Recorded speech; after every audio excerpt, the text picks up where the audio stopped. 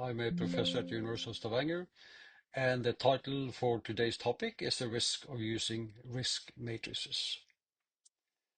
We're going to start with a paper.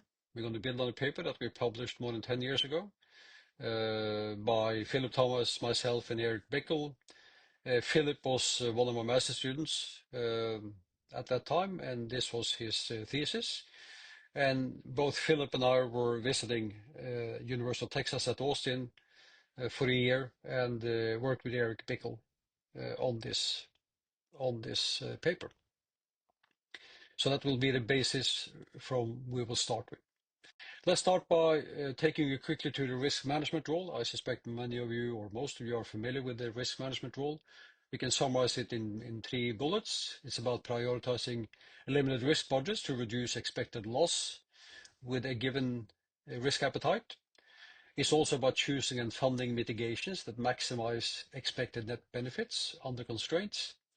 And it's about producing an auditable decision basis that is transparent, traceable, and repeatable. So the outline of the talk then is start with a setup. What are risk matrices and why they're used?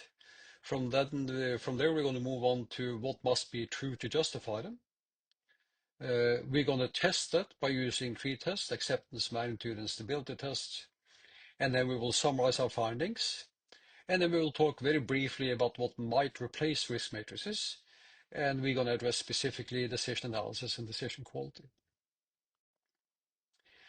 The use of risk matrices is virtually universal across many industries and is considered the best practice.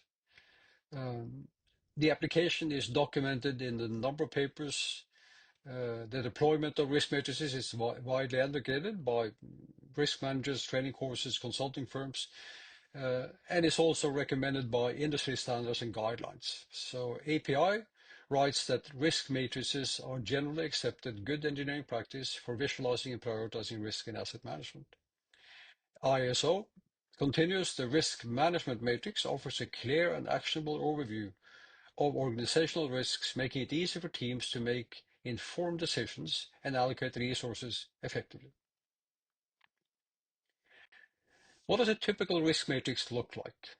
I believe most of you will have seen one of these before. This is from a paper in the World Oil Journal. It is a risk matrix that was used in a real-world case. And here we see the probability scale. We see indices here running from 1 to 6. We see probability bins over here. And then we see the consequence scale. We see the indices running from 1 through 6 in this direction. And then we see names of the possible consequences. And then we also see the bins for the consequences.